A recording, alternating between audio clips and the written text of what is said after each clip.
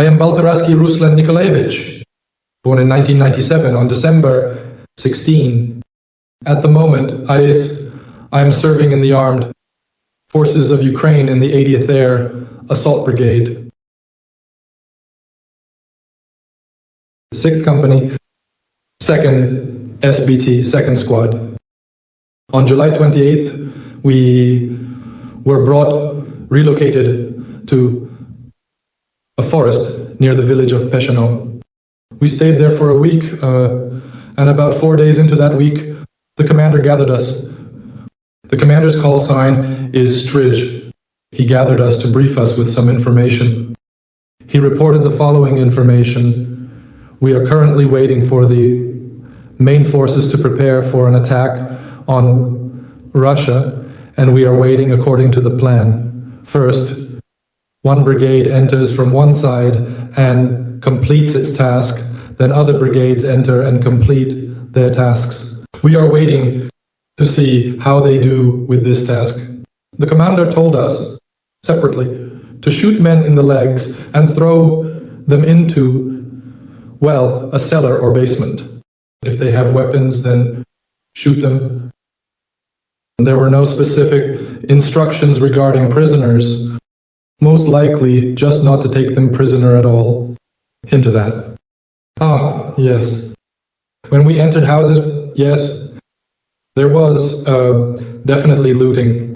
They took out everything they saw, probably everything valuable, that could be carried off. Things like that. The goal of our operation, as it was explained to me, was this. From all sides of the Sumy region, different units, different brigades were advancing. I remember the 108th and also some other separate brigade from those who were stationed there.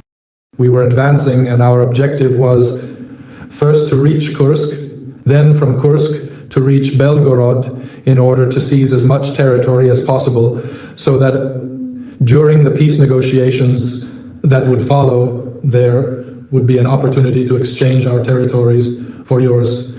Among the commanders, we had Sam, Con, and Archie. These are the call signs of the squad leaders. All of them were directly commanded by a man with the call sign Strij.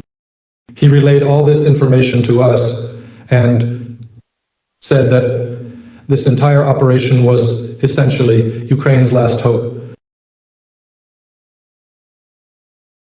When we were crossing the border into Russia, at first I thought there was some interference on the radio, but then I started to make things out.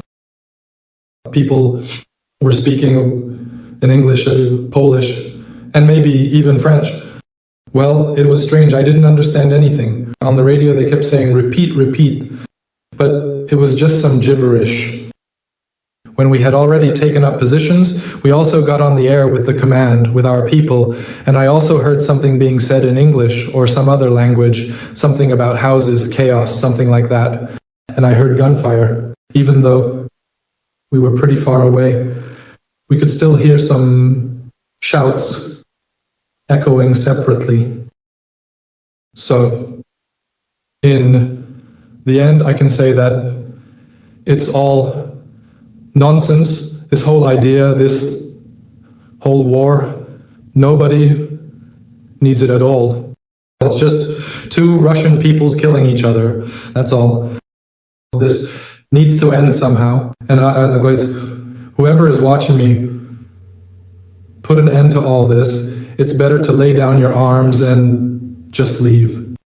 There's nothing for us to do in that war.